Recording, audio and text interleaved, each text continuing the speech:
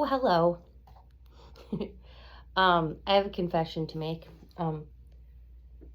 That this isn't technically the very first waking moment of my day because Leela May lost a tooth this morning, so I had to wake up and help her deal with that. And then she wanted some breakfast, so I pulled my hair back. So this is what my couple of moments after bedhead hair is. Okay, let's pull back into a short little faux pony because I don't have enough hair for a real pony. And also the other thing is that Virgil is awake now too, so you might hear him exclaiming. Can you hear him? Maybe you can't, but I can because his room is right below my room. And I also have the light turned on because it's a little overcast today. So, a couple of different things today. And also, this is my, I'm started doing posting, what was it? Was it last Tuesday?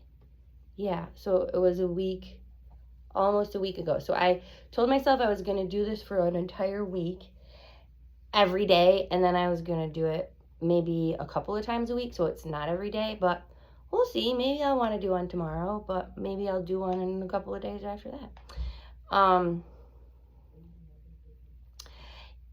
Yesterday when I was taking Virgil to his friend's house for the birthday gathering, we were listening to Johnny Clegg and Savuka.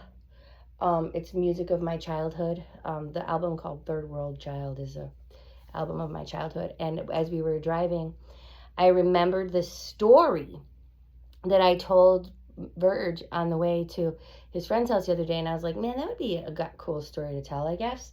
And it is that, okay, so many, many years ago, a couple lifetimes ago, because it was before I had children. So technically 2 lifetimes ago.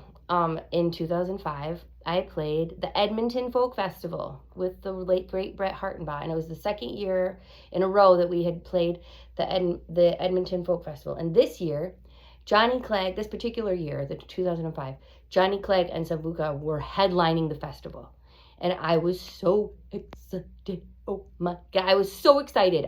During their sets, I sat side stage. I knew all the words to all the songs. I'm singing along, and I was surprised to look around me and see how many Canadians knew all the words to all the songs too. So it was just incredible experience. And also at this festival was Alpha, the African reggae singer. You know Alpha Blondie, the African reggae band. Alpha of the Alpha Blondie band was also one of the headliners at this festival. You know, African reggae, and it was just an incredible festival. But Johnny Clegg and his family were staying on the same floor of the hotel as we were. And after in the evening, they would have this big after party for all of the artists and festival people in one of the ballrooms of the hotel.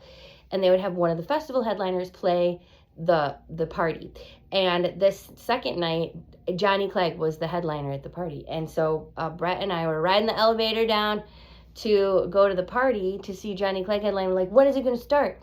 And we're standing in the elevator, and then Johnny Clegg and his wife and his son walked in and rode the elevator with us. And like, I was like, you know, where you're like, you kind of like feel like you lose your breath a little bit. And then I was just like, and I was also trying to be not weird and not awkward, which takes a lot of energy for me because that is my natural state, is weird and awkward. So I was just like, I was like, hi, I'm Rachel. I'm like, been a fan of your music my whole life. My family, we would listen to you on road trips, and I know all the words to all of the songs on all of your albums, like how a total weird, awkward person would say. And I just said how excited I was that he was at the festival, and he was very gracious and nice, and he was like, you know, he smiled, and he like shook my hand, and you know, gave me a pat on the shoulder. It was cool. It was cool. Then we get off the elevator, and we're walking like to the ballroom, whatever, with them. We're right in this group of people, right in front of the elevator. Just then, Alpha is in the lobby, and he's maybe like 15 feet away, and he's wearing his like beautiful African dress, and he just looked like stunning. And he sees us getting off the elevator, And he turns around and he walks briskly and purposefully toward our group of people. And he thrust his hands toward Johnny Clegg and he says, "Johnny, I am Alpha." And he was like fumbling, and you could say Johnny's just kind of smiling and a little stunned too because he's not sure what to make of this. And Alpha's got Johnny Clegg's hand, one of his hands like this, and he looks at his face and he's like, doesn't know what, you could tell he doesn't know what to say. And all he could say was, "You are hero." And all in an instant, I kind of realized what was happening, right? Because Johnny Clegg was a really instrumental part of the anti-apartheid movement in the 1980s, right? In South Africa, he was this really he was an activist during anti-apartheid, and he would perform shows with like a mixed race band in places where it was illegal, and he would get arrested, and then he would get out of jail, and then he would go play with his mixed band and get arrested, and like all he was doing was performing and with his band and getting arrested, and he marched with like Nelson Mandela and all of these, like he was a superstar in the anti-apartheid movement.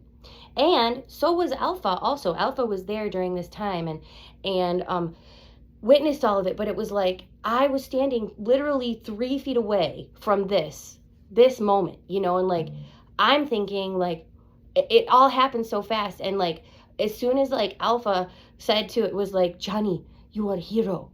He said that just like that to him, and Johnny Clegg just kind of nodded and smiled and put his eyes down, and then let go, like pulled his hand back, and then quickly walked away. And Alpha is standing there like this, like 2 feet in front of me, like processing what just happened. And he's just like, and then he turned around and walked away. And Brett and I like look at each other like, what did we just witness? You know, like what did we just see here? And it was just really weird because like you could see like Alpha didn't know what to say. Johnny probably felt really uncomfortable. He probably doesn't like being called a hero because like the sacrifices he made to end the injustice of apartheid, it cost him his family, it cost him friends, it cost him his freedom a bunch of times. He probably doesn't feel like a hero. But to Alpha, to all of these people who his actions affected, he is of course a hero. And when he in the eyes of history, yes, he is a hero. And Alpha just kind of like dropped his hands and walked away, and like it was like awkward and weird, and like it wasn't a very graceful exchange at all, but I understood why even in that moment, and it was like so powerful. And you know, like Alpha's probably going to remember that you know moment his whole life. He probably maybe at some point was like, man, if I ever get to meet Johnny Clegg someday, I'm going to tell him what he means to me, you know. And this was happening right in front of us, and we got to see that. And sometimes I forget, you know, that story was kind of like sitting somewhere in the back of the closet of my memories, and then yesterday it just kind of came out. It fell off the top shelf, and I told my kids that story, and I'm like, I want to tell that story to all my Bedhead Ballad viewers. So that's my story about getting to witness Alpha meeting Johnny Clegg and telling him that, you know, thank you for changing the world. Sometimes you're in those moments and you don't realize what they are until years later when you can look back and see like, whoa, that freaking happened, man. Oh, the other thing is that I was actually able to get coffee before I started this, so that's exciting. Anyways, okay, so I picked this song for today because when I started playing guitar, because I played banjo before I played guitar, my dad Bunsey tuned it to open tuning because it's easier to play in open tuning. You can learn how to play chords and it sounds good without, you know, anything, so it's less frustrating, and it teaches you the, you know, you get your hands strong enough to be able to play in standard. But so when I first started playing guitar, I just played all of these songs, and I played tons of open tuning tunes, and this is one of the first songs that I played on guitar. I really loved that Tim O'Brien has a really awesome album of all Bob Dylan songs, and it's called Red on Blonde, and I highly recommend it. But this song has like 117 verses. Anyways. Okay, it's called Farewell Angelina.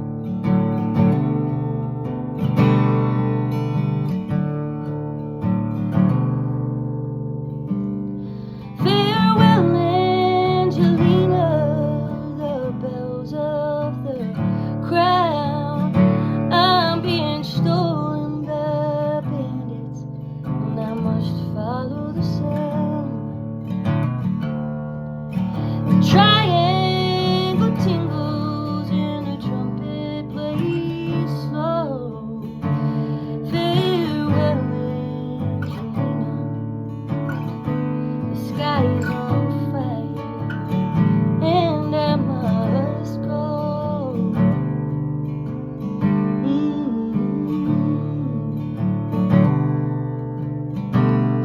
There is no need for anger, there is no room for blame. There's nothing to prove, everything's still the same. Just a table standing empty by the edge of the sea.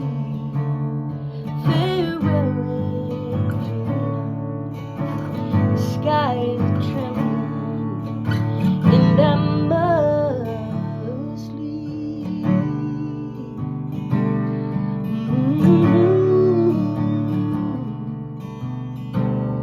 Now the Jack and the Queen all forsake the courtyard, and 52 gypsies now file past the guard. In the space where the deuce and the ace once ran wild. Farewell Angelina, the skies are falling, and I must go for a while.